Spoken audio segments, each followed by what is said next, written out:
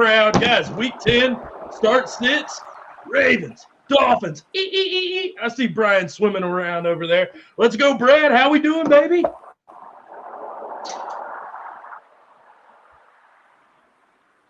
Are you on mute, or is it me? Brad's on mute, baby. Again. Son of a bitch. Yeah, Son of a bitch. What a fail. What a fail. Drink that beer. You know Either what way. means. Drink the beer. I said, look, it's token. Everybody knew what I was going to say. That's why I was on mute. They knew I was going to say living the dream. I got my baseball, but I'm sipping on a little water today because you can see on my shirt it says veteran. Tomorrow is Veterans Day. I'm going into work first thing, early, setting up. We're doing a little flag dedication. We've got some cupcakes and some pizza and some cool stuff coming in for all the veterans associated with the site that I work at. So I'm the MC for that evolution. It's going to be a great time. So I'm just laying off the bourbon tonight. So I'll have a glass tomorrow, though, for sure. Absolutely, dude. Thank you for everything you've done. I was talking to my dad today. I was like, man, I'm 34. I was like, I wonder what would have happened if I would have joined the military at 18. I would have been in a couple wars by now. But, yeah, appreciate everything you've done. Bryan, dude, aloha. Fucking Baywatch over there. How we doing? I'm doing great, brother. Dude, it's so good to be on live with you guys and just be able to share this, like, you know, solid little sunset backdrop we got going on out here in the Aloha State. Absolutely, dude. We got a big show. Start sits. We've got the Ravens. We'll see what we got with the Dolphins. Guys, as usual, make sure you get your questions in there. Any start sits, any trade questions, feel free. That's what we're here for, is to help you. Let's get some wins. Let's talk start sits. 4 teams on bye. We got the Bears, the Bengals, the Giants, and the Texans. So that leaves everybody in a little turmoil going week 10. You're trying to get into the playoffs. This is an important time for fantasy football rosters. We're going to talk redraft. We'll throw a little dynasty shade on questions as well. But let's get back to business. Let's go starts at the quarterback position. Brad, I'm going to hit you first because this is a week we don't have Burrow. We don't have Danny Dimes. You might have to rely on a not-so-hot quarterback. So who do you have for us this week? Yeah, we talked a little pre-show, right? We talked about how we're not on here to tell you to go start Aaron Rodgers, right? Well, no shit, you're going to start Aaron Rodgers, right? That's not good advice. That's obvious information, right? But I'm going a little, almost maybe a little too spicy.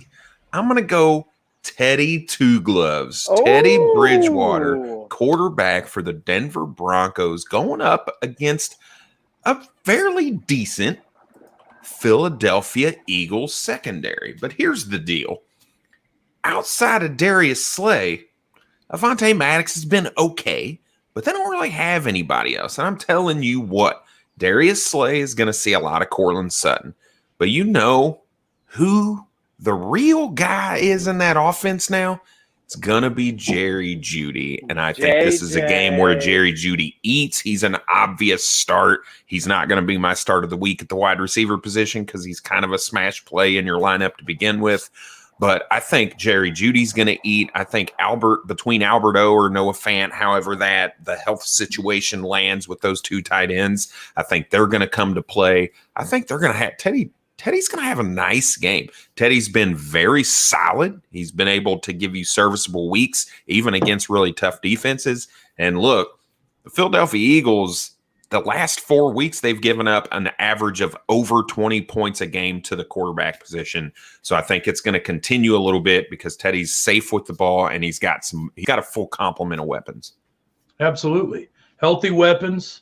You've got the running backs. Bryan, fill us in on Teddy. Let's talk a little bit. So you have him in redraft. Obviously, he's playing like a QB2 right now. Into the season outlook, is this a guy that you might think in Dynasty has another shade of life next year, or do you think Denver moves on? No, Denver moves on, man. Teddy's not their answer. They've moved away from Von Miller already, and they're not expecting to win this year. Make a big push to win this year. That's an obvious, reading of this move with Von Miller. So I think they're pushing towards the next year. They got a great running back in Javonte Williams. They have a great running attack in Melvin Gordon and Javonte Williams. So I think that they're really kind of regearing for next year. Teddy, Teddy's Teddy, man. Like Teddy Two Gloves, he'll have his games, but Teddy Two Gloves is not a championship winning quarterback. And I'm sorry, like I love you, Teddy. Like you put forth awesome games, but you're a Chad Pennington, my man. You're not gonna bring the Broncos to the promised land. You're just gonna lead us to maybe a playoff win, if that. So, but Denver moves on. I'm not interested in Teddy in Dynasty at all. All right, let's get it to a question. Adam looks like he's a Wentz fan. Mattydaddy, you think the Cowboys will bounce back this week? In the words of Stone Cold, oh hell yeah! Versus Atlanta, if we don't bounce back. If we started hot like that and we lose after losing to Denver, we lose to Atlanta, that's a boner dropper. And I'm going to be a little worried because you don't want to lose to teams that necessarily you should beat on paper easily. Thank you for the question, Adam, as always. Let's go my QB start here. I'm going Carr. Yeah, Mattydaddy, what do you got? Derek Carr, baby, versus Kansas City. I think it's just the matchups. I like what Carr's got coming up. Kansas City, Cincinnati, Dallas. I really think these are games he's going to have to put up points. We saw, kind of a shit game last week, but he still attempted 46 pass attempts. He's barely had any games under 300 yards. 2 bad games on the season. I think this guy is still flirting with QB1 territory week to week. It's the volume. It's the situation. Hopefully Djax helps. I kind of trust this guy. If we're going QB2 streamers, a guy that can put up QB1 numbers. We saw it early in the season. I'm hoping he bounces back. Brad, fill me in. Am I too confident in Carr against Kansas City, or does this seem like a safe play? No, I think it's fairly safe. The only thing that I hesitate a little bit about is, if you go and you look at his history with Kansas City, over his last 4 games, he's only averaging about 15 fantasy points a game. So and that's not terrible. Right, he's not going to lose you a week or anything, but he's shown you this year that it looks like he's leveled up a little bit. It looks like he's more willing to throw the ball down the field. Now we've lost Henry Ruggs, but you saw a little bit more Kenyon Drake being involved, who we may or may not talk a little bit about later on, to peek behind the curtain, as Eric likes to say. But I think he's a safe play for sure, and he does have that upside of QB1 numbers pretty much every week. What about you, Brian? I'm jumping in. I'm jumping in from the island, bro. Like Derek Carr is a smash start this week. I love Derek Carr as a top 5 quarterback this week because let's look at last year, okay? Like last year, let's remember that game. We cannot be like we're so closed-minded and short-minded as like fantasy football players, but also in Dynasty we have to remember things and history repeats itself. But last year, that game, Derek Carr versus Patrick Mahomes. A 40-32 victory for Derek Carr, where he ended up throwing 347 yards, 3 touchdowns, and 1 pick. Josh Jacobs did have a pretty decent game with a couple touchdowns, but Ruggs did go off with like 100+ yards, and it was a shootout. And we have to expect that because this is a divisional game. The Chiefs are bleeding. The Raiders are, their whole culture right now is in challenge. Okay. Like all of Las Vegas is what the hell is going on? It's, it's a blow to that community. And as being someone who has, been a Las Vegas resident for multiple years, like, that community is feeling that effect of Henry Ruggs for sure. And the whole team and John Gruden, it's just been a very tumultuous year for that team. So, I look to see Derek Carr bring that leadership and really try and rock out against Patty Mahomes and the Chiefs and really pull some numbers out. So Hunter Renfrow, Darren Waller, Kenyon Drake, Josh Jacobs, like load them up. Like let's have some fun and let's get a really good game out of Derek Carr. So since we have Teddy and we have Carr as our starts, so let's kind of like we said we're shuffling through these QB2s that not a lot of people have confidence in. So I'm going to give you 3 other quarterbacks. You guys tell me if you'd rather have Teddy and Carr over these guys. Big Ben versus Detroit. Would you rather go with Teddy and Philly, Carr and KC? Brian. Carr, KC, second to Big Ben, and then finally filling out with Teddy Two Gloves. Sorry there, Brad. Okay. Oh, that's fine. That's fine. I'd go close to the same Carr, but then I'd go Teddy and then Ben. I just think that game, Najee Harris is going to take it over, and Ben's not going to have to throw the ball a whole lot. So, and there's a possibility Chase Claypool doesn't play. So that worries me a little bit around Ben this week, even against a really soft Detroit defense. All right, let's go Ryan Tannehill. We've got Ryan Tannehill going to NOLA, going against New Orleans. Titans have been on fire lately. Hasn't translated to big fantasy football games for Tannehill. How about Tannehill? Is this a guy you're starting over Teddy and Carr, Brian? You know what? I'm going to start Tannehill this week, man. The lack of Derrick Henry in that running game has shown what Ryan Tannehill has to be for that team, and he just showed it last week, okay? We got to see a little bit of that action. Regardless if Julio Jones is, like, you know, somewhat injured and, you know, who was it last week? Whoever was commentating the game mentioned, you know, I haven't seen Julio Jones run 100% until, like, you know, pregame this game. So, you know, it might be coming around for the old vet, but, you know, Ryan Tannehill knows he has to unload. And he was hitting Jeff Swaim for touchdowns, man. Like, Tannehill's unloading. He's throwing the rock. Jeremy McNichols is going to get a little bit more work. You know, I did like to see Dr. Foreman come out, like, with a little bit of, like, prowess with Adrian Peterson. I'm staying away from all of those running backs as far as the committee, but Tannehill, man, he's going to spread the rock and he's going to spread some love. So I'm liking Tannehill over Teddy Two Gloves and over Big Ben. But Derek Carr's the man this week. All right, Brad, thoughts on Mr. Tannehill going to New Orleans? This dude ain't touching my fucking lineup. I am 100% contradicting Brian in this one. Look, the one game without Derrick Henry, he only threw the ball 27 times. He threw the ball for 143 yards, 1 touchdown and 1 interception. Like, the only reason that game was even remotely fantasy relevant for him was because he had 2 rushes for 3 yards and a touchdown. That rushing touchdown, otherwise he'd have been sub 10 points. So what? He's not going to do it again? So he's not going to rush for another touchdown again? Maybe, but in my exactly. I don't want Tannehill 14 points from a guy. That's asinine. Like, I'm not starting a guy for 14 points. So especially against New Orleans, who has a solid all-around pass defense, whereas we've seen people gouge the Los Angeles Rams. Unless you're throwing to Jalen Ramsey, nobody else on that defense is very good in the secondary. So I'm not touching this guy this week. I want to see more of how that offense is going to turn out, and I'm just not confident in it right now. All right, we got one more on the docket, then we got another listener question. I think what Brian was trying to say was long live the king. Let's get to Matt Ryan versus Dallas. We've seen Dallas play good on defense, play like shit on defense. Just kind of depends on how they're feeling on the day. Atlanta, we thought, you know, no weapons. This was just going to be a shit show. Matt Ryan's been okay, but he's been a disappointment on the season. Matt Ryan against Dallas, where you know he's got to play catch up. Thoughts on Matt Ryan here, Brad?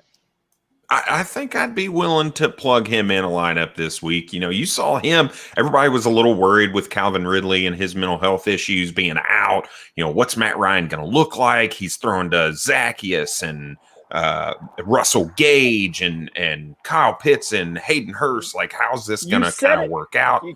I'm going to interrupt, Brad. You said it the right way because fucking Kyle Pitts is the third person that you said, man. You said the third person was Kyle Pitts. I don't understand. Matt Ryan should be lightning with Kyle Pitts.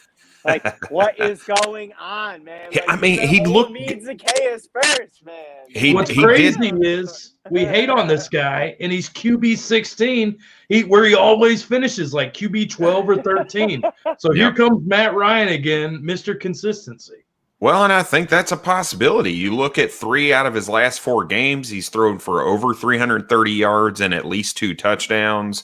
He did it last week against the New Orleans Saints for even. So I think there's, you know, this is a guy I'm definitely looking at in a time of need against the Dallas Cowboys. And as much as we've talked about Trayvon Diggs and as much as we love Trayvon Diggs, he is just as apt to give up a big play as he is to take an interception to the house. So. Probably the best piece of information that you guys that all of our fantasy fans will hear, like, on this live stream.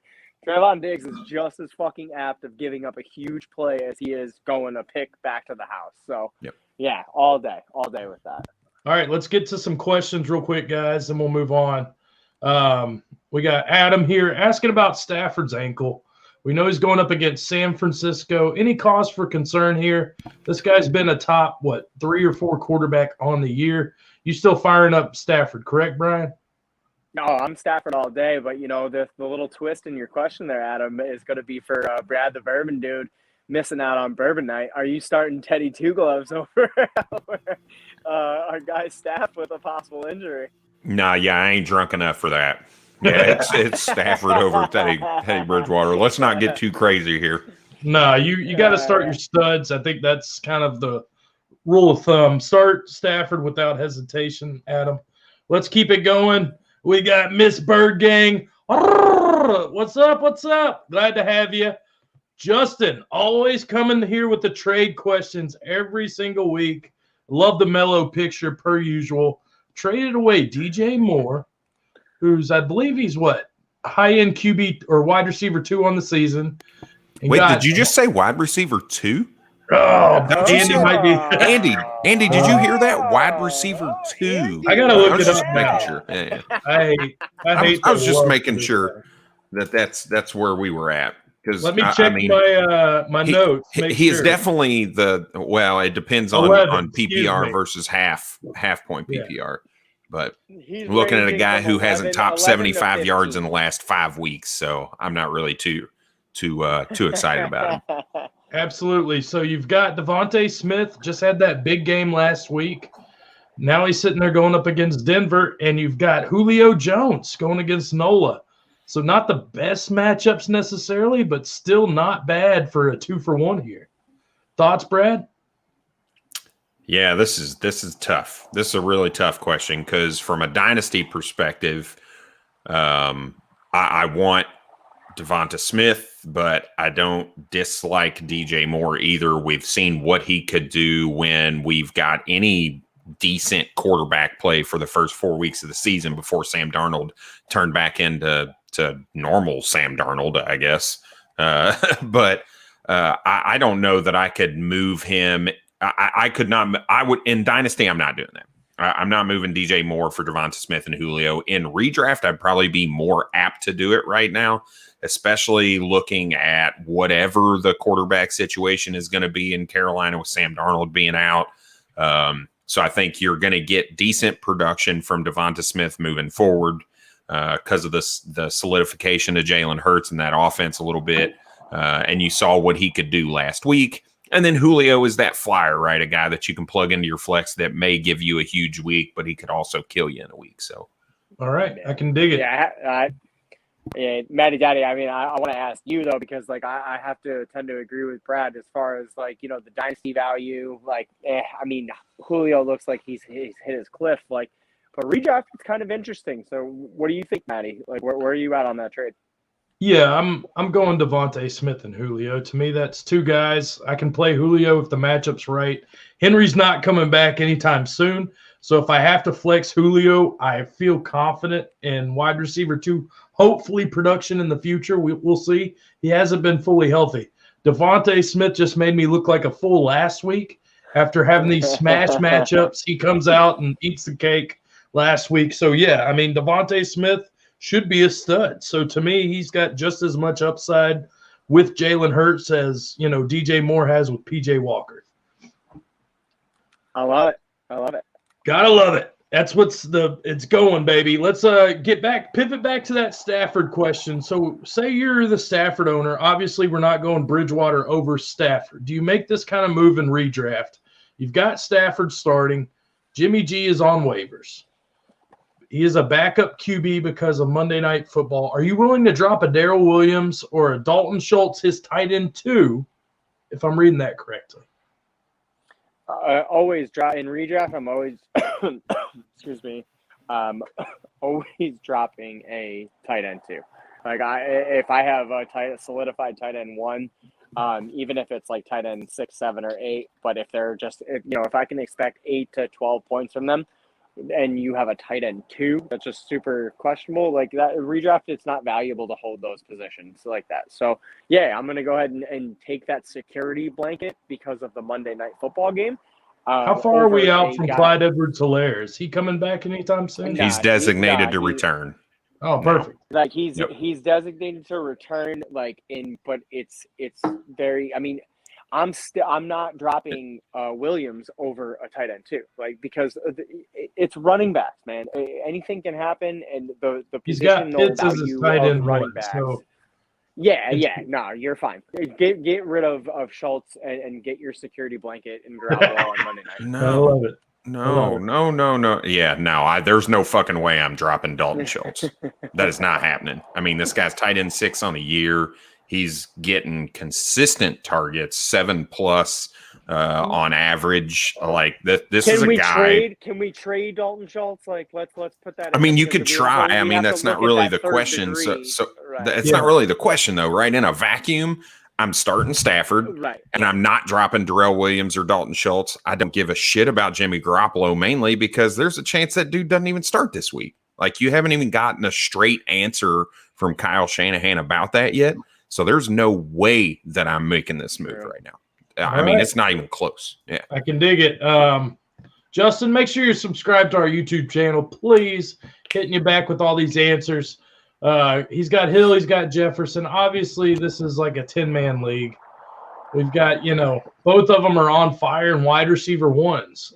Golly, this is for my flex spot. Okay, so nothing real crazy here. He's just starting, yeah. Thank you, Justin, for the questions. Let's get to some sits. QB sits. I'll start, man. PJ Walker at Arizona, Goff at Pittsburgh, Jimmy G at the Rams. I'm not too confident in any of these guys. I'd say maybe Jimmy G a little bit more. But the sit of the week comes from the Browns, baby. Baker Mayfield against New England. I'm let down. I'm disappointed in the pass volume. 16 points per game is not going to get it done. The pass yards aren't there. It's just the upside is lacking. I think would be better or worse. 2 touchdowns is great, but if you're not putting up the yards, the stats, I'm a little more hesitant.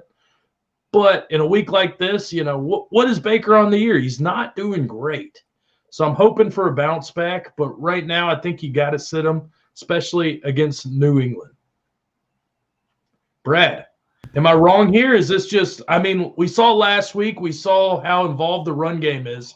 Granted, Brian just said Chubb might not play this week. So that a lot of moving pieces here. As a QB2, are you willing to start Bridgewater, a guy like this, over Baker Mayfield? Because he's my sit. Yeah, I probably would. I'd start Teddy over Baker. But I think we're a little misconstrued about what Baker is, right? But nobody expected Baker to be Patrick Mahomes, right? Or Aaron Rodgers or whatever, right? I think there's still a world where this guy does what he did in the back half of the season last year, where he's a top 5 rated, quarterback in QBR or in PFF quarterback passer rating and things like that. The run game, I think, helps definitely that offense. You saw how efficient he could be. He threw the ball 21 times and still gave you 19 fantasy points last week on 21 attempts. So just because a team runs the ball doesn't mean that you can't get high-end QB2 production from Baker Mayfield. And I think that's what you're going to see this week. I think you're going to see a guy who probably gives you 15 to 18 points, and he's going to end up like the QB 17 on the week or whatever it is. I don't know that there's a ton of upside unless Nick Chubb can't clear the COVID protocol. So where he's at, right, he does have COVID. He needs 2 negative tests within 24 hours of each other. He is vaccinated. So it is well within the realm of possibility that he plays on Sunday. If he doesn't, I do think you look to maybe upgrade Baker Mayfield a little bit in that situation, because Kareem Hunt is still not off the IR yet. So we're looking at possibly him coming back next week for week 11. So I think this week it's safe to say he's probably not a guy that you want in your lineup for sure, though. The Kareem Hunt trade offer all makes sense now. That I didn't know he was that healthy, so I'm impressed. It's tricky. Now, I went Baker at New England, and now you're going Mac Jones. So kind of fill us in on this one. Yeah, Is there a week that you wanted to start Mac Jones except for the week that he played the Jets?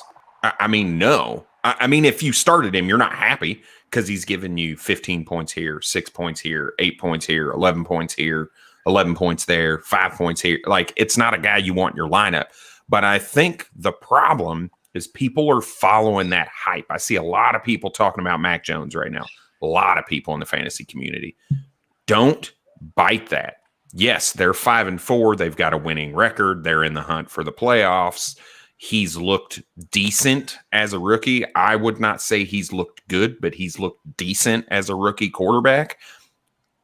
Cleveland's healthy right now. Greedy Williams, their third cornerback, is out, but they still have Greg Newsome, their rookie, who's a stud.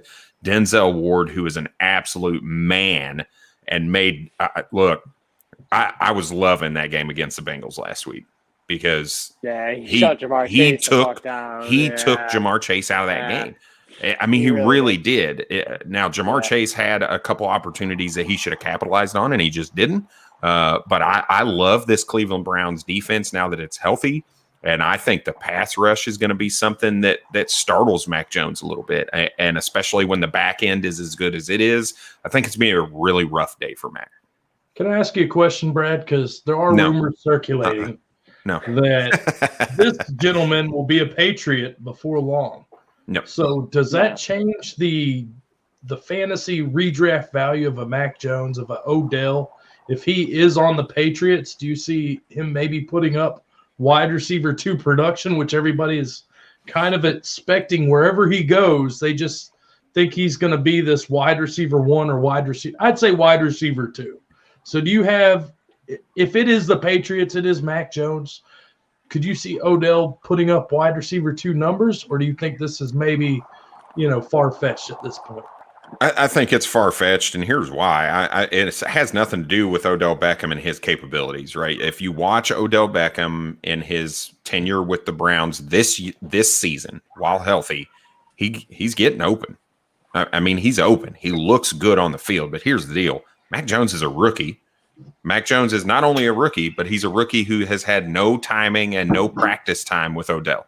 So I think you are pie in the sky thinking that this guy's going to come into New England in particular and be a stud. Now, if you were to say some of these other teams that he's rumored, his 3 teams, right? Green Seattle, Bay. Okay, that's a little bit different ball game, right? Because Aaron Rodgers is a stud. Right. So I think depending on situation, sure, he could be a wide receiver too. But in New England, no, I don't see that in the cards. Same with you, Brian. Are you kind of in the same boat? Agreed. Yeah, man. I mean, because exactly like Brad said, OBJ is not someone of instant chemistry. It's not like, you can he's not Randy Moss pulling over to someone with Tom Brady. It's not that type of trade. You're taking a guy like OBJ who demands a certain amount of, quote unquote respect on the field. Like, he demands a certain amount of targets and all of this stuff, but he also, he's making his campaign based on winning. So, it's not going to be Mac Jones. That's not going to give a bump to anybody. It's going to be a bump definitely to Aaron Rodgers first. And Bruce Arians has already said, we have Antonio Brown. Why the hell do I need LBJ? So it's either between Seattle and Green Bay pretty much. And that's if they want him. So, those are where he bumps value. But in New England, no, not at all. It's a decrease in value for OBJ. But at the, we live in a world where trades exist. So use his name value. Use the Patriots value of having no solidified wide receiver 1s and trade that man. Trade him. I don't care if you're dynasty. I don't care if you're redraft. If he goes to the Patriots, trade his ass. Just get rid of him. All right. We got a trade question, fellas. This one's kind of tricky, but kind of fun because looks like a redraft question. We've got Brandon Cooks, the wide receiver 13 on the season. We have Swift, I think RB8 for McLaurin. Granted, I believe he had a bye week, so he's wide receiver 23. And Patterson, who's running back 7. Full PPR, redraft. Brad, are you going Brandon Cooks and Swift, or Scary Terry and Patterson do it for you? I am Cooks and Swift in any situation regardless, redraft or dynasty. Agreed. Yeah, I Brian? mean, certainly Cooks and Swift for redraft, but or for dynasty. But like, I don't think it's an upgrade or a downgrade for either side. I think it's a very lateral move. And the only advantage goes to Patterson being able to start at the running back or wide receiver positions. But like, honestly, I mean, Swift, like, he's on a shit team, and Patterson's being a fucking league winner. So if you were to make that trade, you have to base the fact that Swift was drafted in the top 4 rounds. Patterson was damn near a waiver pickup for the majority of redraft leagues. So use that advantage, like, to make a trade like that. But I'm loving Cooks over McLaurin. Even at like face value, they're going to be the same. So it's not really a advantageous move for many parties at all. All right, I can dig it. More questions. Justin, last one. He's got start Waddle versus Baltimore. Devontae Smith going up against Denver. Julio going up against New Orleans. Javonte going up against Philly. And Darrell Williams going up against Las Vegas. You can only start one. I'm looking at this. Devontae Smith I'm probably going Waddle here, just off of targets alone. If Tua plays, if he doesn't play, we just saw what he did last week. Thoughts, Brad? Who's your one start here? Give him a second just in case. Yeah, I mean, for me, the two that I'm looking at are Waddle and Darrell Williams, right? Darrell Williams is playing the Raiders, so that's always a nice matchup for running backs. I love Javonte Williams, but I just don't know if I could trust him against the Philadelphia Eagles. They're historically really good against the run. They've gotten banged up a little bit this year against the run, but I'm going to hold true to that. So I think Waddle and Williams are probably your best 2 bets. I'd have to agree. Yeah, Mattydaddy, I'm just going to fire in here. I'd have to agree because volume is king. Essentially, we're playing redraft. So Waddle has just, if Tua's not even in, it's still Waddle. He's the weapon, Waddle weapon. So, it's either Waddle or Williams, because, again, that prolific running game against the Raiders and Darrell Williams will get volume. So it's those two. And then I'd just give a little edge to Waddle. So Waddle and then Williams. All right, I can dig it. We got more. The Chosen Rows. Start 2, Renfro, Emmanuel Sanders, Christian Kirk, Jerry Jeudy, and Tim Patrick. You've got the Broncos going up against the Eagles. You've got Emmanuel Sanders against the Jets. Hunter Renfro against Kansas City. Give me your 2, Brad. Hunter Renfro and Jerry Jeudy pretty handily for me. Love it. Brian? Yeah, I'm going Jerry Jeudy and Manny Sanders. Divisional game. Yeah, divisional game. And just expecting the Jets to embarrass themselves against the Bills. So a lot of touchdowns from a Bills team that literally looked like trash last week and scored 9 points or 6 points in a loss. So I'm expecting the Bills to come out and do big things, and I think everyone's going to get a little piece of the action. So I'm fully pulling against the gang green there. All right, I can dig it. I can dig. To me, it's a Renfro show from here on out, and I love Jeudy here. Emmanuel Sanders, 10 points, not bad, but I see what Cole Beasles is doing, and I'm waiting on Diggs. Just keep on waiting on the world to change. We'll see. Let's keep it going. We got one quick question, then we'll run through the rest of our lineups. Dalvin Cook, of course, everybody's harassing everybody. Girlfriend comes out saying she was abused. We don't know the actual answers to anything. We just play fantasy football. Dalvin Cook out of the league because of this. I'm not sure I'm buying it. You just wait for the legal system to kind of clear before you make any rash decisions, Brad. Yeah, I mean, if I look at it in the league standpoint, right? So if I'm in a redraft league, I'm just playing the guy. Do I think he's out of the NFL? No. That's just not how the NFL does business, most of the time. And I know the league is changing and all of this, and you see some of these things happening, but I don't foresee a guy like Dalvin Cook with allegations. Nobody knows what's happening, so you can't make assumptions.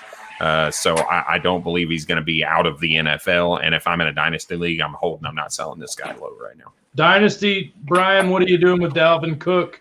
If you're a contender, are you worried at all?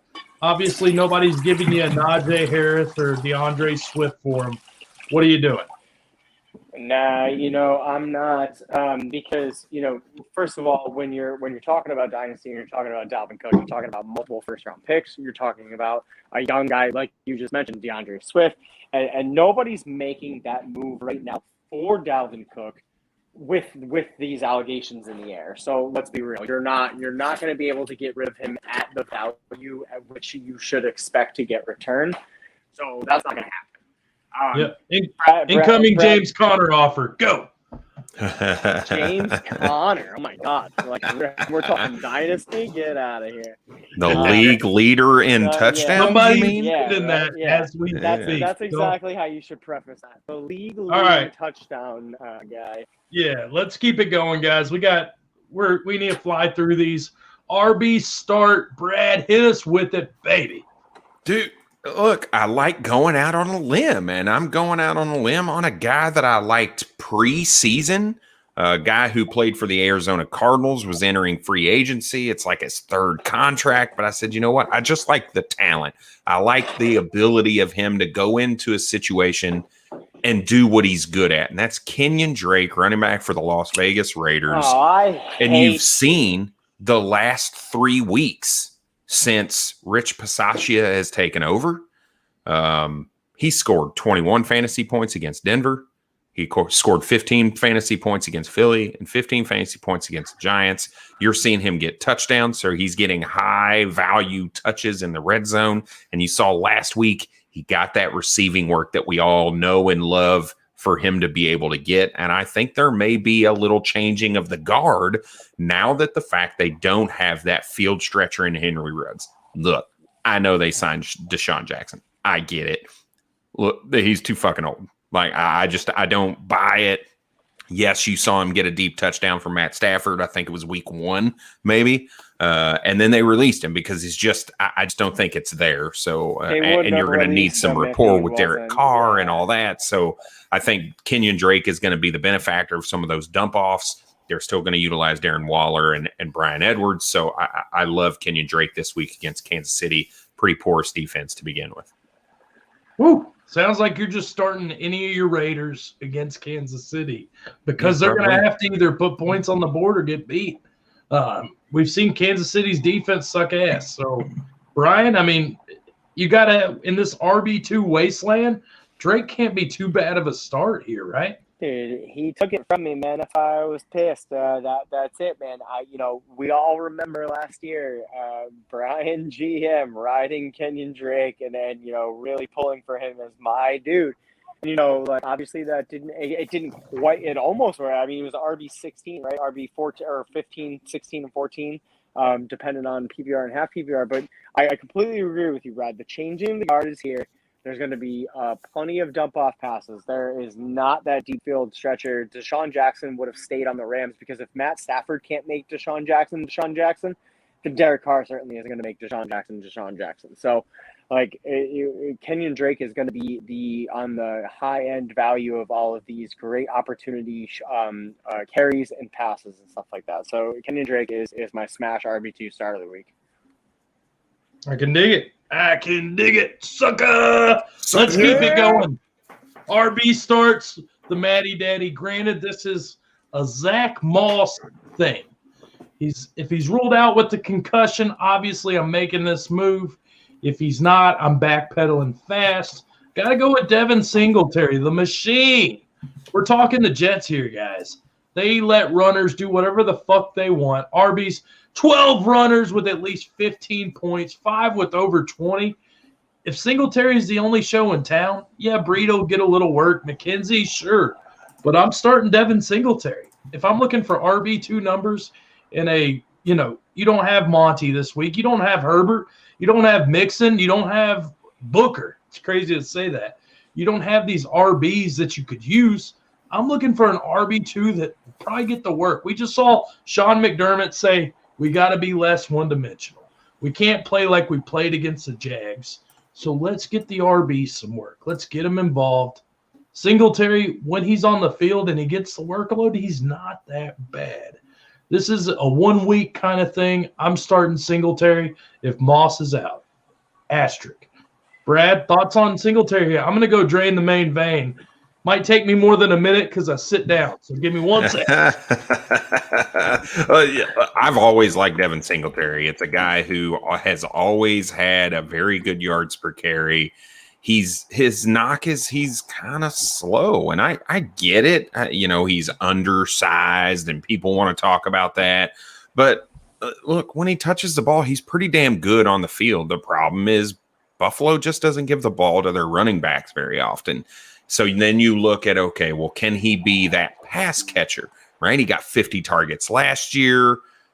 He's on target for about that 50 mark again. So if I think, okay, this guy could average 4.5 to 5 yards a clip, he could get 50 plus targets. That's an RB3-ish, low end RB2, something like that.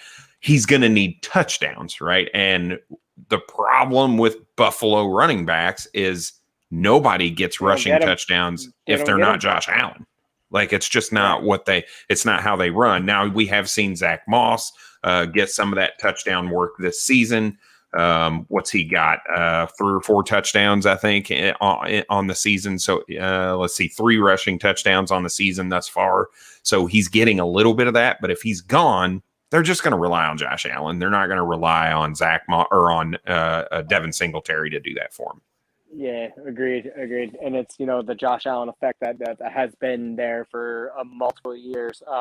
It's lacking this year. He hasn't had much of that, crazy hawking red zone, goal to go touches. Right. To, but it's still not going to the running back. So, I agree. Devin Singletary is going to be touchdown dependent. Yeah, I mean, the plus side for that touchdown is they are playing the Jets. So there's a real good chance that they just absolutely destroy these fools. And they're just like, you know what? We're going to pull our starters. We're just going to give the ball to Devin. I said start Sanders. That's all I got to say about him. Yeah, I mean, this is one of those things you're playing with fire and you might get burnt. But the matchup just screams it's hard to turn down right now. Buffalo running backs are terrifying to play, man. You might get burned, dude. But look at Moss. Look what Moss has done on the year. I mean, he's put over 10 almost every game, if not every one. Let's keep it going. Let's talk sits, because when Brad sent me his list of sits, I was like, God bless America. It must be close to Veterans Day because this is spicy. RB sit. All right, look, this hurts my heart because I went and acquired this individual about 4 or 5 weeks ago, thinking I'm buying him low. People are really low on him. It's going to come on. And then he has this weird shin injury, and he's not getting any passing work. And now he's under 50% snap share. And I'm talking about none other than the darling of the draft from last year, 3rd round rookie draft pick, Antonio Gibson, running back for the Washington football team. You can't trust what they're doing with him. His utilization is absolutely piss poor since that shin injury. He hasn't touched the field more than 50% for the last 3 weeks. He hasn't touched the ball more than 16 times since that shin injury, right? He had 20 carries in week 5, and then his shin injury pops up and he hasn't touched the ball like that since. And he's not getting the receiving work to carry you in a half point or a PPR league. So it's a guy I just don't trust right now. I don't trust what Scott Turner is doing with that offense. They're not running through Antonio Gibson like I would expect them to do to try to protect Taylor Heineke a little bit. They're just telling Taylor Heineke to go out and try to win the game. And that's just not it's just not setting them up for success right now. I think they could be much better than they are right now with the players if the play calling was there, and it's just not. So I'm not going to trust that play calling to change in a situation where Antonio Gibson touched the ball 8 times as a rusher last week. When you got to think, Ryan Fitzpatrick is still on crutches. It's not like he's coming back anytime soon. So as far as fantasy value, it's probably going to get worse before it gets better with Gibson. I'd almost dare to say you need to scratch up and redraft this season. As far as RB1 value, you're not going to get it. I really don't think you'll have high-end RB2 value, which kind of makes me wonder, what do I have in Gibson and redraft? It's scary, but I don't discount the talent. Versus the Bucks, Brian, this is a tough matchup. Am I correct? Absolutely. Yeah, and it's a game script that's written for J.D. McKissick. It's a game script written for Taylor Heineke running around for his life and just, throwing dump-offs and, catching Terry McLaurin for a couple of, stragglers in the fourth quarter. But it's definitely not an Antonio Gibson game script for sure. And Antonio, he's RB23 right now. Antonio Gibson. Right. You know who RB24 is? Drafted as the RB 9 too. Right? J.D. McKissick is RB24. Yep. So I mean, he's just producing damn near better than Antonio Gibson anyway. Right on, Jeremy. Thanks for the comments, man. Definitely subscribe. We appreciate you tuning in with us tonight. I'm going to stay in Buffalo. Can I do something for Jeremy real quick? So that comment, I do want to help a little bit. Or you need to look at the tight end position. Whoever the tight end is for the Washington football team is somebody that's going to get peppered with targets. You saw Ricky Seals-Jones get peppered. You saw Logan Thomas get peppered before he got hurt and went on IR. So while, yes, Terry McLaurin is looked at as the only weapon there because Curtis Samuel can't stay healthy, De'Ami Brown is just a deep threat kind of guy. You need to pay attention to those tight ends if you're not already. All right, cool. Looks like Brian's having some technical difficulties. Looks like it's me and the Bourbon Dude, baby. That's what we're here for. Keep it going, hitting it hard, hitting it fast. I'm going Michael Carter versus Buffalo. This just, as much sexiness as those receptions are, Buffalo gets the job done on defense against the run game. Only 2 RBs scored over 9 points. That's Derrick Henry and Antonio Gibson. I don't feel like this is going to be one of those spots. Granted, it's an RB2. That's what you're kind of playing with here. I don't love this matchup. If you have to start him, I get it. Maybe he gets those receptions, but I'm leaning elsewhere if I can. It's interesting that you talk about the receptions because that's what you want, right? Out of Michael Carter right now.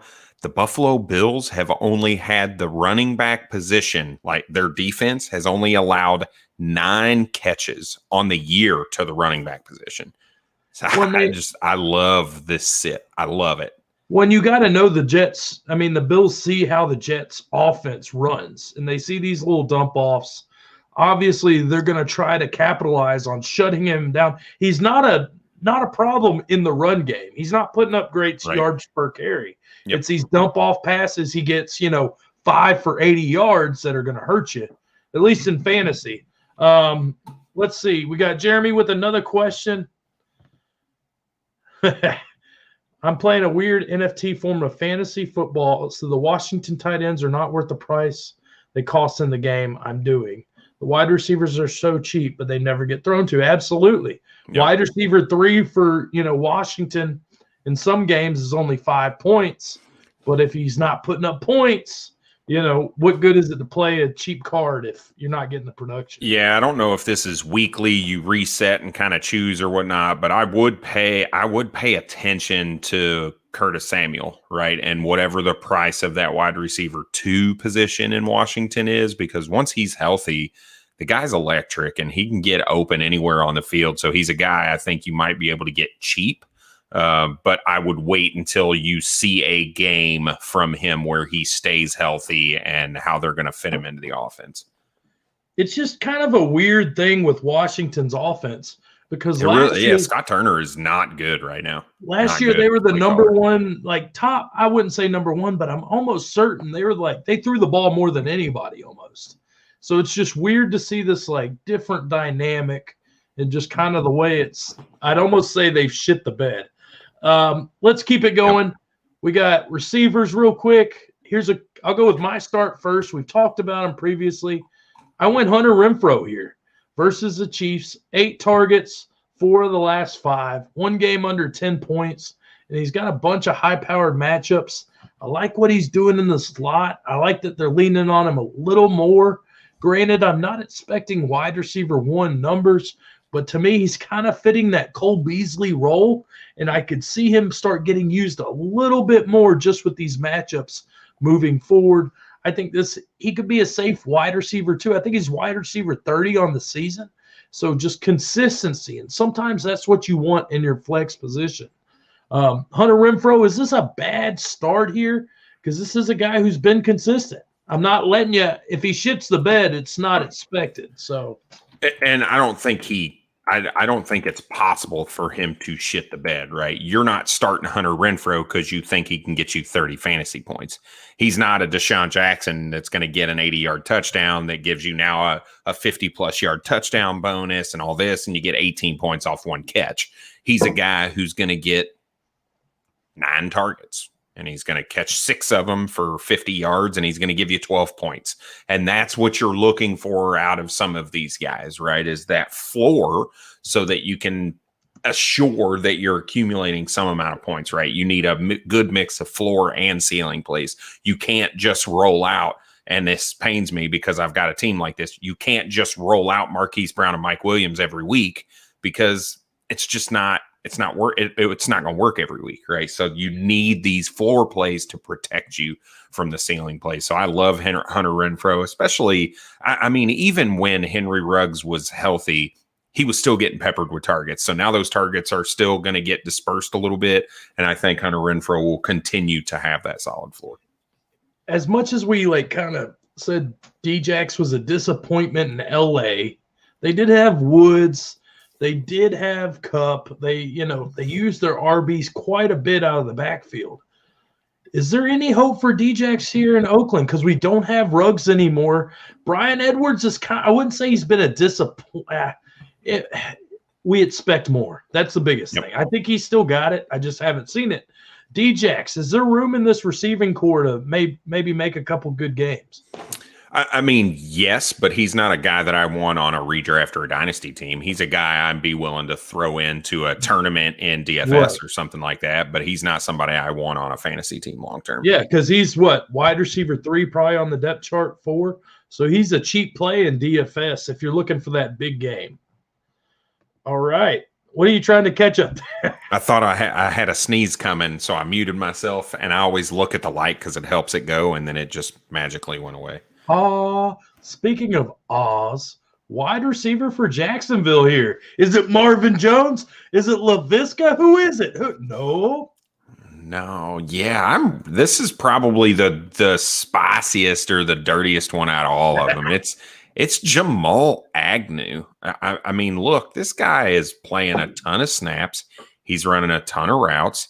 He's getting a decent amount of targets. You know, you've seen 7 targets, 6 targets, 12 targets. He got a touchdown a couple weeks ago. I think this is a situation in Indianapolis where he might be the best option for them when you just look at matchups in general. When you think about Marvin Jones, he's most likely going to see a lot of Xavier Rhodes, who's this, I don't want to say looks like his old self when he had his really good couple seasons in Minnesota, but he's playing really good football right now. And then you think Laviska Shenault, he's going to see a little more of that Rock Ya-Sin, who's a pretty decent cover corner as well. And then Jamal Agnew playing out of the slot is going to see the leftovers, right? So I like the matchup. He looks good on the field. He makes solid catches, so I'm excited about it. And I think he could be a guy that could really surprise you, give you 70 yards and a touchdown this week. It's just such a weird thing with the Jags. Like what we thought we were getting in LaVisca and Marvin Jones and what would have been like DJ Chark, Etienne. I don't know if anybody would have had a ton of fantasy value if you add in those other guys, because it's week to week. You don't know what you're getting. But Agnew, out of nowhere, I bet he's still on waivers in some leagues. Like, oh, absolutely. 100%. And this guy's been producing over LaVisca, over Marvin Jones. I don't think you could have told anybody that was going to happen. Yeah, most likely not. Just crazy. Let's get to a couple other questions. New to the stream, Elver, thanks for tuning in, my man. Love the Walter Payton picture. Welcome to the dojo. We've got Diggs, we've got Hill, we've got AJ Brown and Mike Williams, Dearness Johnson. Little intrigue here, picking up some passing slack for Kareem Hunt. Woo! Well, here's a tough one, man. Mike Williams in the matchup versus Minnesota. Diggs versus New York Jets, but he's been kind of slow. Hill versus Las Vegas. A.J. Brown going to New Orleans. And then you've got Dearness Johnson in New England. Everybody looks like a smash from the rearview mirror, but this could be a lot of disappointment in this group of players. Pick three. God, I want to pick Diggs. I just don't know if I can. The Browns in me wants to say Dearness Johnson, but I don't think I could. I would feel real gross putting him in my lineup over one of these guys. So I think I'm leaning Tyreek Hill, A.J. Brown, and Mike Williams. I think I'm going with those three. I think the game script for the Buffalo and the New York Jets game could just get out of hand fairly quickly, and Diggs just not being needed, right? I mean, yeah, he's probably going to get some targets, but it's not going to be the Stephon Diggs that we want to see this year. So, I mean, Hill, you can't bench Tyreek Hill. You just can't. And I think even that's AJ Brown, yeah. So and then you're looking between Dearness Johnson, which the Nick Chubb COVID news you need to pay attention to, because there is a good shot that Nick Chubb plays on Sunday. So if he does, then Dearness Johnson just falls off this list altogether. If he doesn't play, then I think now you have to weigh your options, look at your lineup, look at your matchup, because if you need a floor play, then I think Dearness Johnson needs to make this list.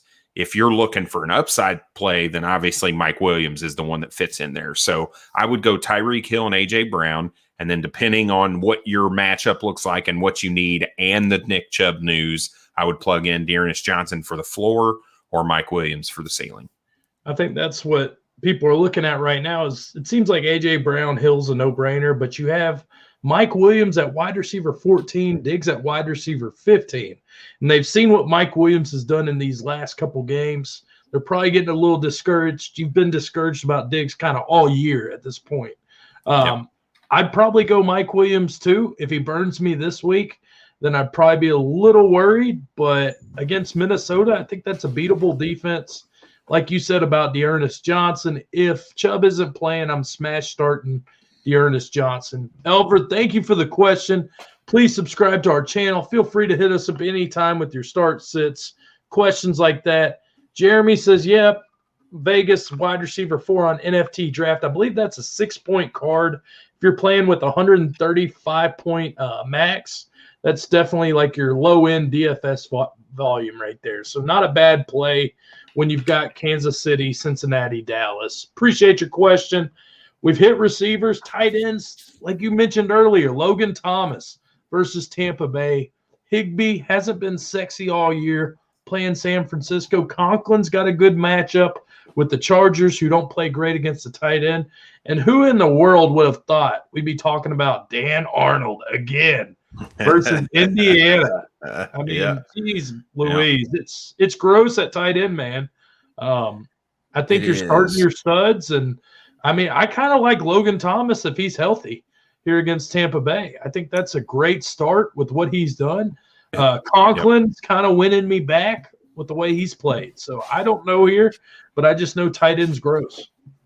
Yeah, I mean, like you said, this is the clearest position, right? You have the guys that you want to start, and you have a bunch of guys afterwards that you just have to figure out. So to me, I think I'm looking more at the guys that I think are going to get that, who has that touchdown upside, because that's, right. None of these guys are getting a huge amount of targets other than the Washington football team. I think those are the ones that you're looking to start, whether it be Ricky Seals-Jones or whether it be Logan Thomas. So I think that's where I'm heading in this tight end landscape right now. Dan Arnold. Everybody loves a little Dan Arnold. Shout out to Eric Burkholder, Fantasy Affair, the locker room. He is your dynasty guru. A lot of strategery. Strategery. Talking like, who's that? George Bush. But yeah, shout out to Eric. You can find him at Eric Burkholder. Is it 6 on That's Twitter? Correct. Yep. Hit him up, man. Great fantasy mind. Let's keep it going. Elver, he said, I'm not done yet. I have Calvin Ridley on IR. It's going to get difficult. Chubb, Waller, or Kittle this week. Subscribing right now, enjoying the channel. I appreciate you, Elver. All right, here we go again. Kittle coming back off injury. He's got the Rams this week. Waller's got Kansas City, and we've got Chubb. Chubb's, got New England. So another couple matchups that aren't great. I'm leaning Waller here.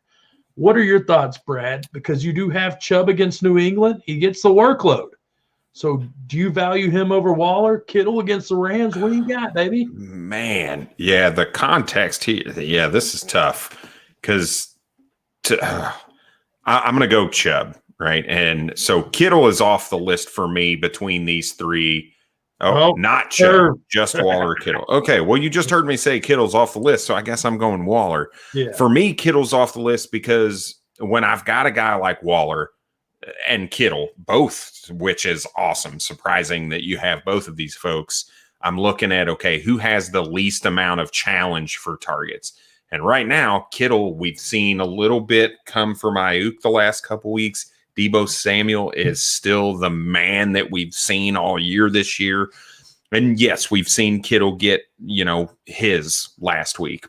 But I still think there's enough challenge there where Waller could still see 15 plus, 15 targets this week. Like, that's within the realm of possibility. Like, it's not something that we haven't seen before in Darren Waller, especially when you're talking about going up against Kansas City Chiefs this week, who historically have been able to put up some points. But, I mean, we saw Darren Waller have 19 targets in week 1. He had 11 targets last week. Like, that's just volume you can't bench. Like, you cannot put that down, right? George Kittle, yeah, is he going to get 7 or 8? Maybe, but now because it's 7 or 8, he might have 5 catches, so he has to break some tackles or get a touchdown to be as good as Waller is. And I don't see it right now. All right, real quick. Let's I just want to flip this before we get to the Thursday nighter, which I don't think will take much time at all. Waller, Kittle, and Dynasty, man. It's close, and I'm taking Kelsey out of the equation. I'm taking Pitts. Waller and Kittle. You can go with a rebuild or you can go a win now team. Who do you prefer? I'm going to go with the more stable situation in Darren Waller. Crazy. Yeah, it is, because my initial instinct is you on waivers. Isn't that nuts? Yep.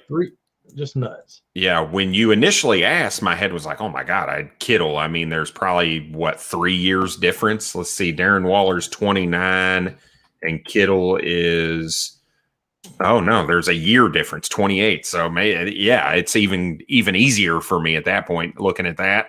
I'm going to go Waller. I think he's in a more stable situation.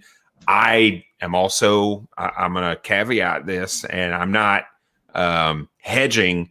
I'm explaining a little bit as to why I don't like it. I'm not a Trey Lance believer. I don't like what I see from him. I don't trust that he's going to be able to distribute the ball the way that Jimmy Garoppolo can. And even Jimmy Garoppolo is not that great at it, right? So I'm going to go with Darren Waller, who I foresee Derek Carr to be with the Las Vegas Raiders for another contract at a minimum, another 4 years or so. And I think Darren Waller is going to continue to be the alpha there. So I'm sticking with him in Dynasty. I like it. I can dig it. If anybody hasn't checked out a Dynasty Fantasy Football League, it's a different style. Just think of franchise mode on Madden. It's really fun. If you're a hardcore Nice. fantasy football fan, it's year-round. So it never gets old. free agency, draft. You're right there in the middle of it.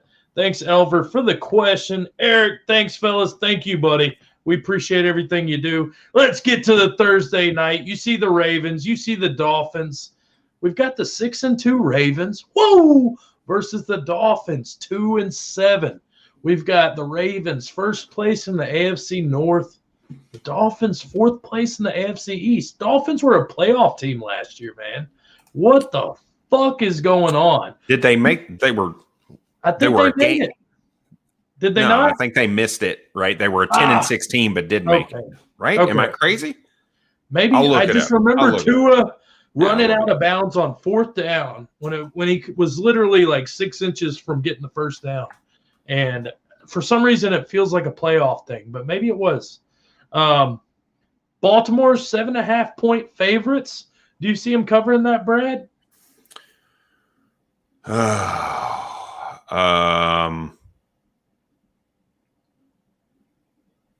If Tua plays, I think there's a world where they cover that 7.5. Okay. If Tua does not play, I think Baltimore walks away with this game. Gotcha. All right. Over under is 46.5 points. With Tua, can this happen? Without Tua, can this happen? Yeah, I think it's an over. Okay. I can dig it. I'm there with you on the over, just with Baltimore's high-powered offense.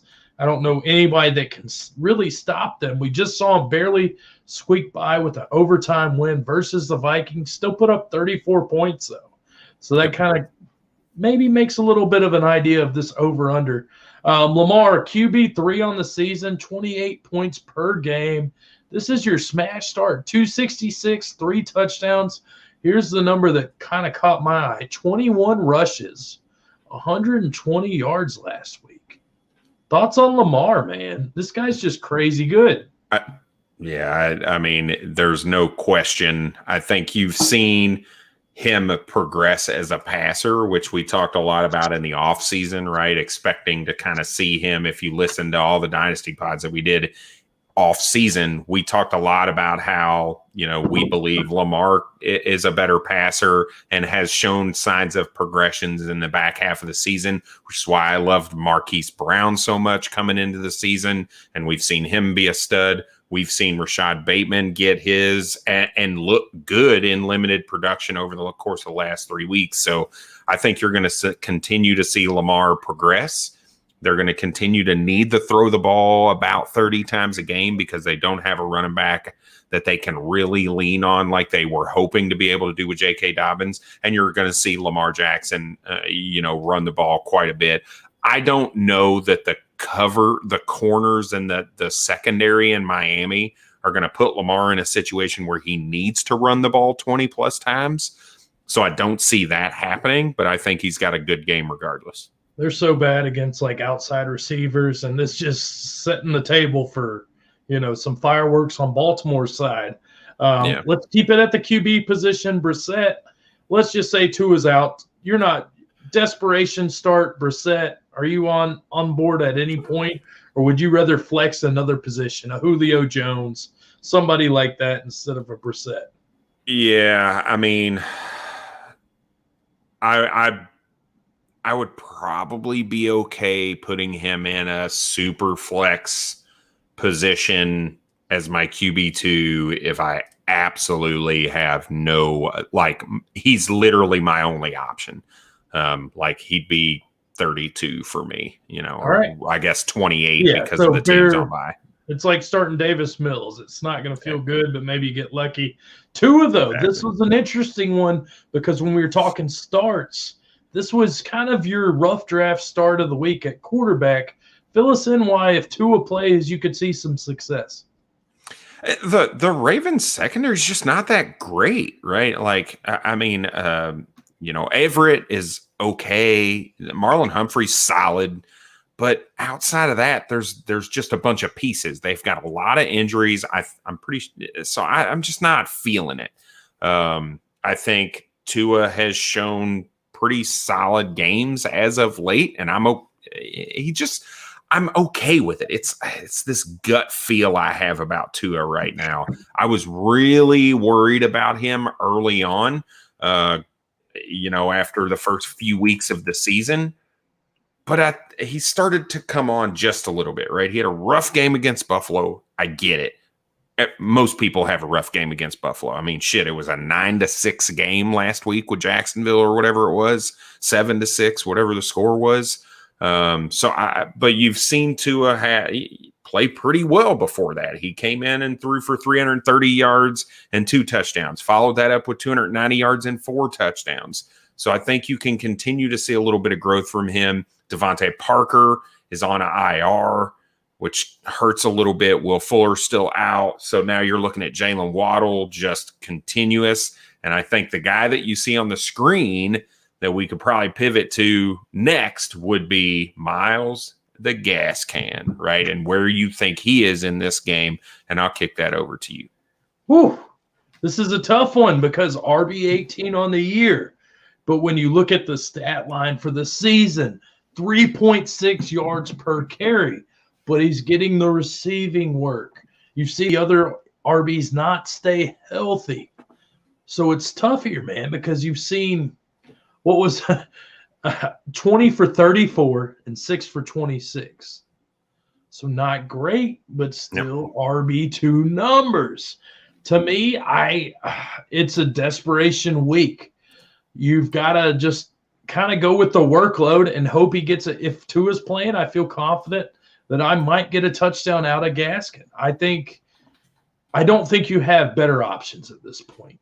It's tough to say, but I don't know a lot of RBs, in that RB2 range I'm more confident in. So I'm going to pivot to you because we're talking Gaskin and how bad he sucked. Gaskin and Devontae Freeman. 3 games over 11 points for Freeman in a row. It seems like when Latavius Murray doesn't play, he's putting up points. So we've got 2 RBs here who are kind of putting up RB2-ish numbers, but you feel gross starting either. Tell me which one you're starting, if you're starting either, and do you feel like either one of these guys are going to put up RB2 numbers? I don't.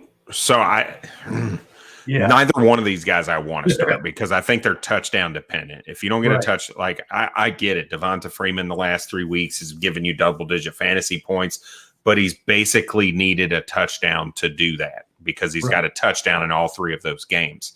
He's only on the field for like 40-ish% of snaps on average. He's only touching the ball 11 times in week 6, 7 times in week 7. That's not volume. Bell's getting workload too. It's not like Bell's not getting touches. Right, and Bell's getting those touches inside the 5, right, which is where you kind of need Devonta Freeman to be able to get him, right? So I get it. Devonta Freeman's had a touchdown 3 games in a row. That streak's got to die at some point. Maybe this isn't the game, but I'm not going to rely on it. I'm probably looking literally anywhere else other than these 2 folks between Devonta Freeman and Myles Gaskin to put in my lineup. Real quick, we got another question. Jeez Louise, please subscribe to the channel. It'd be greatly appreciated. This guy's in a good situation. Zeke versus Denver. We've seen Zeke kind of slack. Connor's doing Connor things. Fournette's back from the bye week. We've got Darrell Henderson going up against the Niners. We've got a lot of intrigue. Fournette against Washington. He's kind of taken over that alpha role in the backfield. You've got to start 2. You're 3-6, Brad, dude. This is your team. You've got Zeke, but you've seen Connor. You've got Henderson, but you've seen Fournette. What are you doing here? I don't know that I could bench James Conner right now with Chase Edmonds being out. We saw what he did with, now, granted, I know Kyler Murray was out and DeAndre Hopkins was out, so that does play into that a little bit, but they're playing the Carolina Panthers, who are, middle of the road against the run, nothing crazy. And James Conner looks like James Conner in his good season in Pittsburgh. He looks like James Conner when James Conner's healthy. And knock on wood, always the been dude's good been when he's healthy. Yeah. So I don't know that I could bench James Conner right now. And I think the next one for me would probably be Oh God, I want to say Darrell Henderson because he's been so good, but I can't. I don't think I could bench Zeke. So I'm going to go Zeke and James Conner. This is a good situation to be in. You got Zeke at 10, Henderson at 12, Yeah, Fournette at like 14. It's not like any of these guys are bad starts. You just got to hit the nail on the head with this one. But I love Connor because the volume. Henderson, Fournette, Zeke. Zeke doesn't feel like he's having a good year, but he's still RB10. Isn't that crazy? he is. I think he's It just same as he doesn't was last year. feel. It's just like It's just not that Jason Garrett offense we were used to. Yeah. Where this guy just gets fed out the ass. Let's talk receivers though, because Baltimore's receiving core for dynasty and redraft look fucking sexy. No Sammy Watkins, no problem. Hollywood Brown, 9 for 116, wide receiver 6. Rashard Bateman, dude, 3 games. He's seeing 6 to 8 targets. You got 4 for 29. Okay, 3 for 80, 5 for 52 against Minnesota. And this is a rookie, dude. This is a guy who's been out, missed half the season already, and now he's firing on all cylinders. Hollywood Brown's a lock for wide receiver 1, it feels like, any given week, especially with these outside receivers. I want to talk Bateman, though. If you're in a pinch, you're looking at your flex spot. You're like, man, Miami sucks on the outside. We just saw, 5 for 52 against Minnesota. What are your thoughts on Bateman here? I am actively trying to find a way to get him in my lineup this week. I think there is a possibility. I'm calling my shot.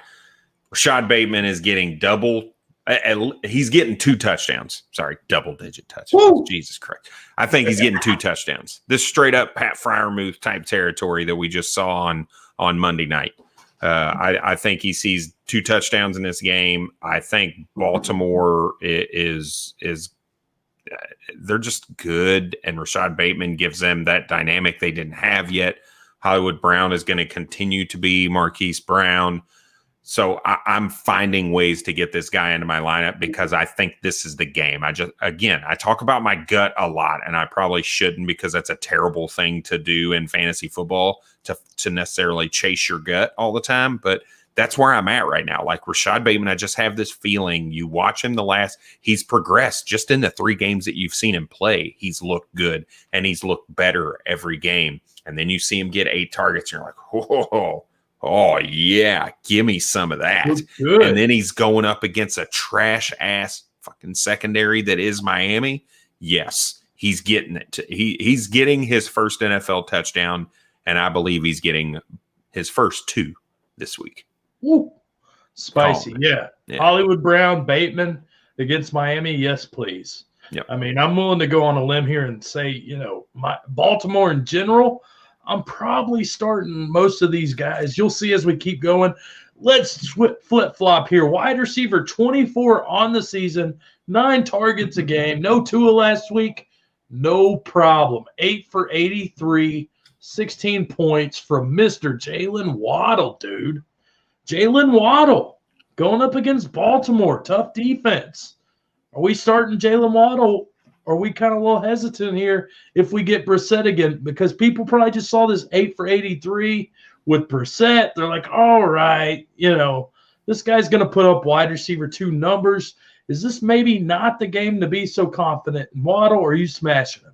No, he's an auto start. He's given you literally no reason for him to not be in your lineup.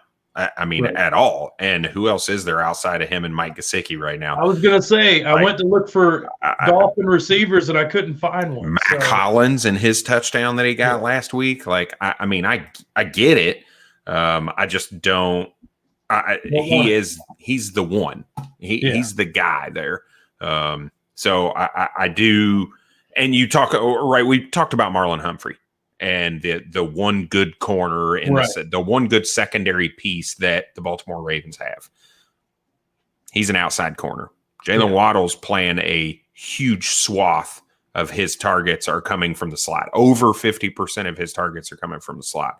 So he's going to see third corner again. And when you talk about a Jalen Waddle and the talent that he has coming from the slot with no other weapons, he's going to see double-digit targets again.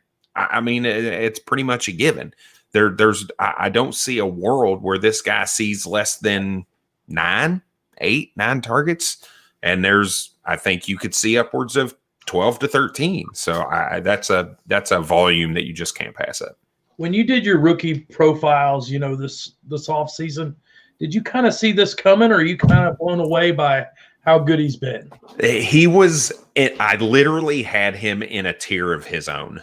And Eric, I remember, called me out on it. He's like, dude, that is such a cop-out, because the reason I had him in his own tier, so I had Devonta Smith, Jamar Chase, and Rashad Bateman in a tier together. Then I put Jalen Waddle in a tier of his own. He was my wide receiver 4 coming out. And I said, look, this guy could legitimately be the best in the class or the absolute bust of the class. Like, that was his range of outcomes, which is why I put him in a tier of his own. So no, it's not surprising me that he's doing this, because, I mean, you saw him do it when he was healthy at Alabama. The problem was he could not stay healthy at Alabama. And now it's like Deebo Samuel, right? Everybody was worried about Deebo. Deebo is now not injured anymore. And look at what he's doing. Jalen Waddle is not injured anymore. And look at what he's doing. So I think it's, I mean, we kind of did. We were just more concerned around his injury history, not his talent. Yeah. I mean, receivers just fucking crazy. That's all I got to say. Guys you think that are going to be absolute studs are studs, and then sometimes they're just duds. Look at Harry. Wide receiver 1 by every measure of the game, and then DK Metcalf, A.J. Brown slide. And that's why it's football, guys. Tight ends, though. Mike Gesicki. I apologize. I did not see this coming. I shit on this guy at the beginning of the year because the inconsistency, and he comes out and he's played good. And I don't know if that's a product of the environment with Devontae Parker.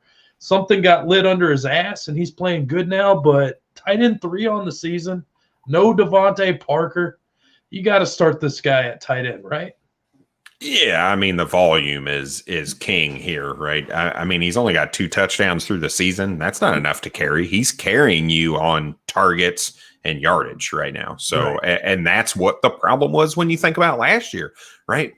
He was 5 targets a game until the back half of the season last year. And then he finally started to get that volume when Tua came in, and it's the Ryan Fitzpatrick saga, right? Ryan Fitzpatrick was not a tight end guy. He was not friendly to his tight ends. So Tua comes in, you see the back half of the season, much more targets for Mike Gesicki. That continued this season. You've seen him with 12 targets, 7 targets, 9 targets, 8 targets, 8 targets. He's just getting the volume that's going to insulate you at the tight end position, because if you get those targets, you don't need touchdowns because the rest of the field is just trash.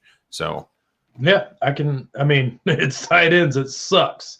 Well, and everybody's talked about how athletic he is and how much of a freak he is and this and that. It's just he needed that volume, and it's coming finally. So, yeah, I mean, good for him. I think everybody kind of got worried when they saw Hunter Long get drafted, and that kind of last year of his deal, everybody got worried, but we don't know how contracts work. Mark Andrews, tight end 2 on the year. He's had some duds, but he's had a couple big games, including a 40-pointer. So this is another guy that just seems like he's always available in your dynasty leagues. Just somebody who's kind of underappreciated. But the more I look at it, and you're attached to Lamar Jackson, you've got Hollywood Brown and Bateman opening up the field. He just seems like, right place at the right time all the time. What are your thoughts on Mark Andrews, Brad? I think the exact same thing. He's not getting those touchdowns either, right? He's got 3 on the year, and 2 of them came in the same game. So he's got the same number of games with at least a touchdown in them as Mike Gesicki does. It's the target volume: 7 targets, 8 targets, 13, 6, 7, 10. He just gets the volume. He's always going to have a decent floor for you at the tight end position. That's going to be something that's startable. And he gives you that 25 plus point upside with the not only the volume, but the touchdown upside that he has as well. I can dig it, man. Should be a fun one. Let's just pray that Tua plays so we're not just bored out of our socks. Yep, I want to see him play. I really like. I'm Tua's really growing on me quite a bit. I moved him in a couple leagues, and I'm actually a little disappointed about it. But yeah, it'll be. I think it could surprise it. It could be a closer game if Tua plays. I don't think they could upset Baltimore, but I mean, we didn't think Jacksonville could upset Buffalo either. So I remember thinking what I thought the Colts were going to get smashed by Baltimore a couple weeks ago on Monday night. Yep. And then holy shit, Colts brought the power. So right. Dude, Tua plays too. Same here. It sounds like he might not. I'm praying he does. I want to see Tua. I want to see them push the ball down the field. I'm excited about it. I think it would match up good with Baltimore. I think that just makes Myles Gaskin play better, makes the whole offense that much better. I don't believe in Brissett as, more than a game manager. So. Right. Yeah, I mean, there's a couple things. So one, I think Tua is going to end up being like a real game time decision because everything I've seen talks about how they're going to let him test it out in pregame warmups, see how he can grip the ball, and that's what's going to really determine whether or not he can go or not. But even then, all it's going to take is one one hit, and it tweaks that finger a little bit, and he's done. So even then, I'd struggle wanting to put him in my lineup, not because of the matchup, but because of the concern where it's only going to take one thing to take him out. But I lost my fucking train of thought. I was going to say something else. God damn it. Well, dude. Yeah, it must not have been that important. It's been an hour 30. It's been start sits. We got a little appearance by Brian from Hawaii, always in chill mode. I love it. Start sits for week 10's in the books, guys. You have any? Oh, let's hear it. It came to me. It was about the offensive coordinator, right? So you talk about you want to see Tua hit that long ball. It's this weird snafu they have with two offensive coordinators. How are they calling plays? Who's determining the game plan? Who picks when to run and pass? They need to clean that situation up. They are not helping Tua with that right now because now he's in year 2. He's got another system that he's trying to learn. And not only is he trying to learn a different one, he's got 2 different play callers. So they're not setting him up for success, right? That's the thing that worries me the most about him. But it was really a side tangent, so it was really, I guess, kind of irrelevant. But I want to go on one more side tangent because I see Myles Gaskin here on the screen. Everybody's worried about him being replaced. Is he he's only 24? He's put up RB2 numbers. Granted, he could be replaced, but you can probably get the RB18 on the year pretty cheap right now. Let's just say Miami improves. You would think Myles Gaskin would improve come next year if he's the starter. I just don't see a world where they let what happened to them this year with the Denver Broncos leapfrogging them to take Javonte Williams. I don't see them allowing that to happen again. Fair enough. So I just he'll be a complimentary piece. He'll still get some touches. But he's not the future. He is not. I do not believe he's the future. I don't believe he will ever be an RB2 again after this, pending, obviously injuries to the player in front of him or whatever. He's just not going to get the volume. But I don't see a world where Miami doesn't take because everybody loves the buy low model. We all want to get something on a dip, let it turn into profit, turning pennies into quarters, whatnot. So Myles Gaskin's one of those pieces we've seen flashes last year, and then he's looked like trash this year. So it's a good, intriguing dynasty piece. Well, and he does have some really nice matchups as you work into your playoffs, right? They still haven't played the Jets yet, so they're playing the Jets twice. They've got to play the Giants. They've got to play Carolina, which is middle of the road, right, at all. But then in week 16 and 17, which is going to be your semifinals and your championship, you're now looking at New Orleans and Tennessee. So those are 2 matchups I don't want to play Myles Gaskin in.